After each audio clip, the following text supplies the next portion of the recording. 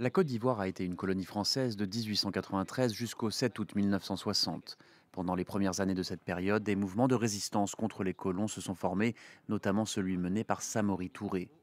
En 1932, de nouvelles protestations émanent cette fois des propriétaires autochtones de plantations de café et de cacao.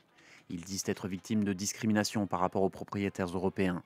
Leur chef est un certain Félix Houphouët-Boigny, l'homme clé des décennies suivantes. En 1944, il fonde le syndicat des planteurs africains. Il est considéré comme charismatique et donc dangereux par Paris. Mais progressivement, il se rapproche de la France et devient même ministre du gouvernement français en 1956. Au moment de l'indépendance, 4 ans plus tard, il décide de garder des relations très étroites avec Paris.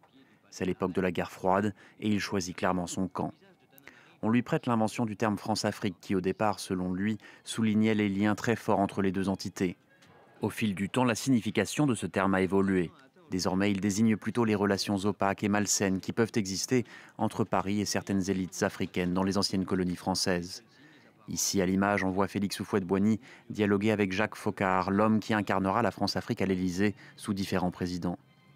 À l'indépendance, Félix Houphouët-Boigny instaure un régime à parti unique. Pendant 3 décennies, le développement économique est réel, mais ensuite, il sera freiné par la chute du prix du café et du cacao sur le marché mondial. Félix Houphouët-Boigny dirige le pays avec fermeté et ce n'est qu'en 1990 qu'il instaure le multipartisme.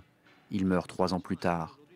Depuis son décès, la Côte d'Ivoire a connu plusieurs moments de grande tension et notamment la crise post-électorale de 2010-2011 qui a fait plus de 3000 morts. Aujourd'hui, la croissance économique est de retour, mais le climat politique n'est pas entièrement apaisé.